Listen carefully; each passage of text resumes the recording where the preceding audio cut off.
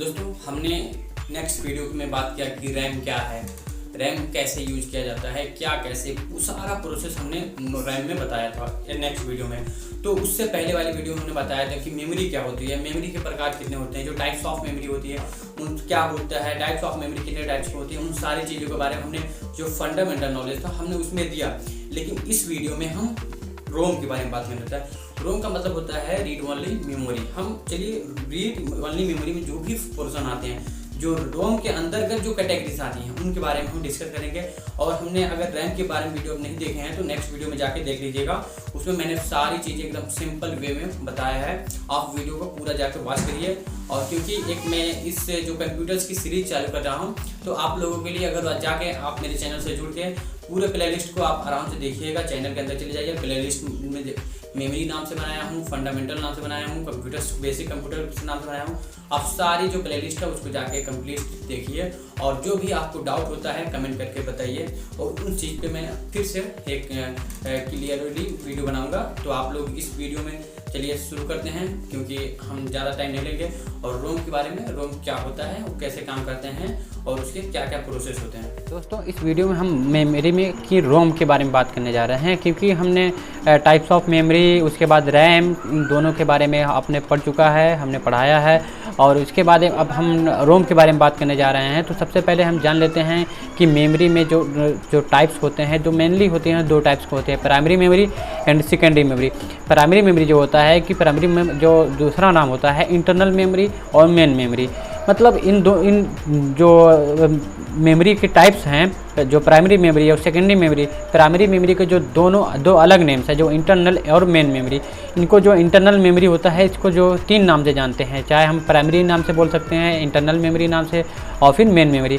और इसको main memory क्यों बोला जाता है? क्योंकि जो हमारे कंप्यूटर है, इस कंप्यूटर की जो सारे प्रोसेस होते हैं, चाहे आपको एप्लीकेशन से ओपन करना, किसी एप्लीकेशन पे काम करना, किसी डाटा एंट्री काम करना, फिर या कोई फोटोग्राफी हो, मतलब कुछ भी काम करना हो अगर आपको, तो फिर यहाँ पे जो करते हैं, चाहे किसी फ़ोटो का स्टोर करना, मतलब मैक्सिमम जो प्राइमरी मेमोरी का काम होता है।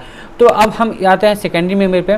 सेकेंडरी मेमोरी क्यों रखा जाता है? क्योंकि सेकेंडरी मतलब होता है कि अगर हम कभी कंप्यूटर्स में हमारा जो प्राइमरी मेमोरी होता है कि हमारे जो यूज करने से जो फुल हो जाता है, स्टोरेज हमारी जो होता है एक्स्ट्रा, मतलब देखिए प्राइमरी मेमोरी जो तो हम समझते हैं, लेकिन सेकेंडरी मेमोरी से एकदम सिंपल समझ लेते हैं। जो सेकेंडरी मेमोरी का नाम एक्सटर्नल है ना, एक्सटर्नल मतलब वो होता है एक्स्ट्रा, मतलब जब हम चीज़ों को एक्स्ट्रा चीज़ें ज़रूरत होती है, जैसे हमारी प्राइमरी मेमोरी का अगर कुछ चीज़ें फुल हो गई तो हम सेकेंडरी मेमोरी तरफ जाते हैं।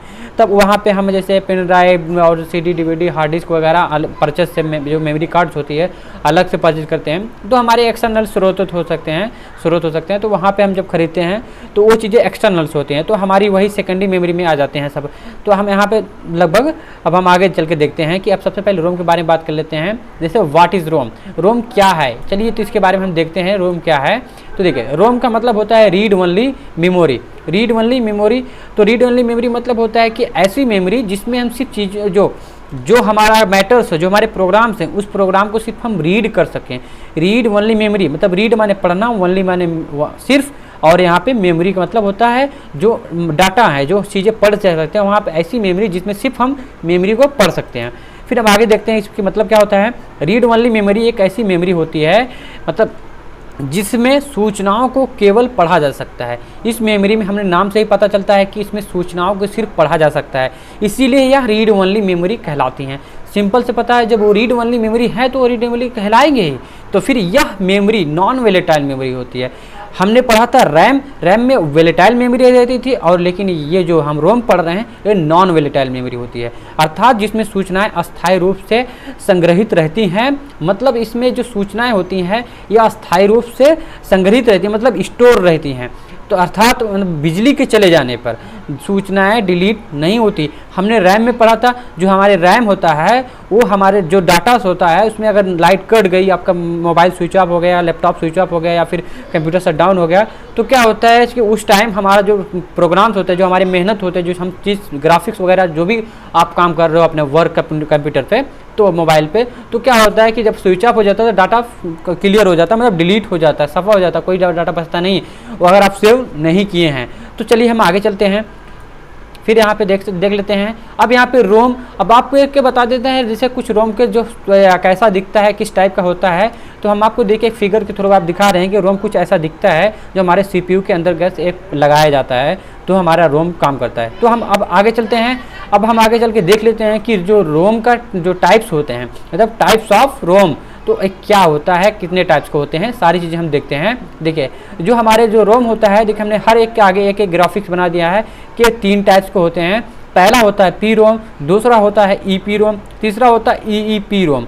मतलब होता है, देखिए अब यहाँ पे हम एक एक करके हम आगे एक्सप्लेन करके जानते हैं। आप लोग वीडियो को पूरा देखिएगा और अच्छा लग रहा है तो लाइक कर दीजिएगा और चैनल पर नए हैं तो सब्सक्राइब कर दीजिए। इस तरह से हम कंप्यूटर की वीडियोस आपको प्रोवाइड करते रहेंगे और बेसिक से लेके एडवांस तक हम इस कंप्यूटर कोर्स में हम आपको फ्री में ही आपको पूरा वीडियो आपको प्रोवाइड करेंगे, चाहे वो किसी भी कोर्स का ADCA, DCA, DFA वगैरह सब चीज़ आपको यहाँ पे कवर करेंगे। आप इस चैनल पे ज्वाइन कर लीजिए अगर नए हो तो ठीक है। तो चलिए आगे चलते हैं। अब देखते हैं, जैसे कहने का मतलब होता है, पहला था पी रोम मतलब होता है प्रोग्रामेबल रीड ओनली मेमोरी, मतलब ऐसा मेमोरी जिसमें हम आगे बढ़ते हैं। देखिए इस प्रकार की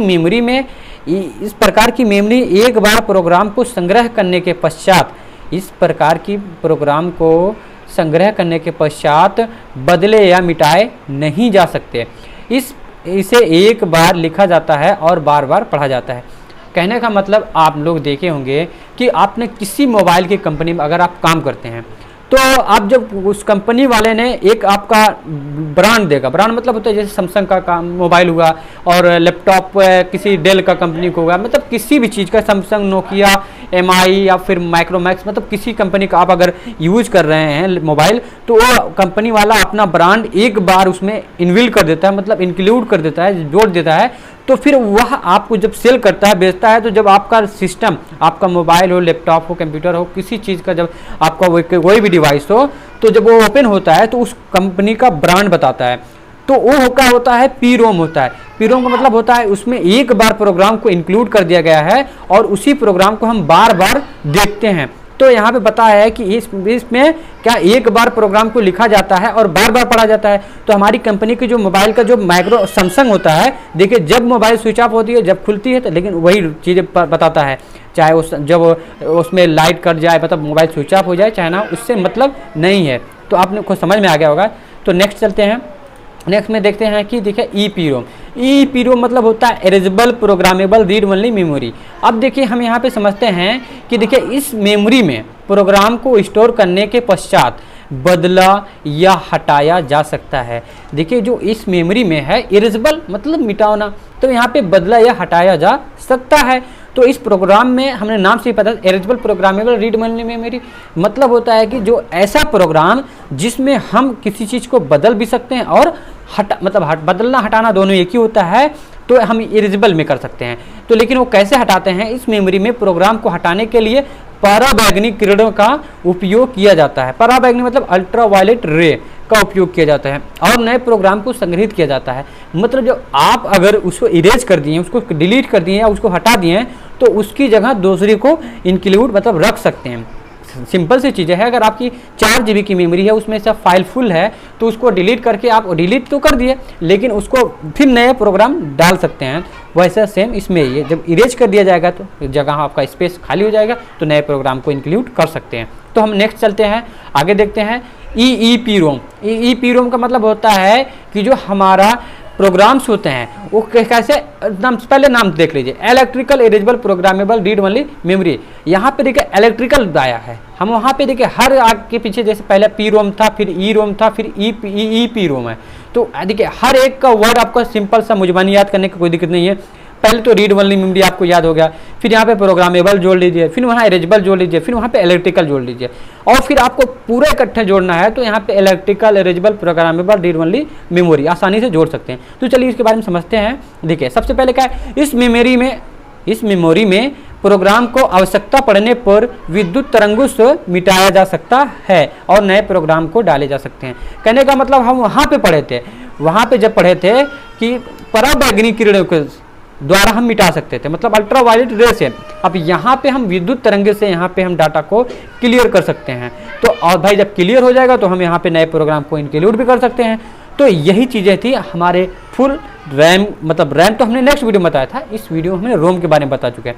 तो पूरी रैम की जो भी इन्फॉर्मेशन थी हमने आपको बताया। आपको अगर नहीं समझ में आया तो एक बार फिर से रिवाइज करके देख लीजिए, और अगर फिर भी नहीं समझ में आता है तो आप नीचे कमेंट करके बताइए। और अगर वीडियो अच्छी कर लेगी तो लाइक करिएगा, सपोर्ट करिए चैनल आगे ले जाने पे, क्योंकि आप सपोर्ट करेंगे तो मैं ऐसे ही भी बेहतर वीडियो बनाने की कोशिश करूँगा और आपको अच्छे से अच्छी इन्फॉर्मेशन दूंगा और पूरे कोर्स आपको प्रोवाइड करूँगा और फ्री ऑन कास्ट में।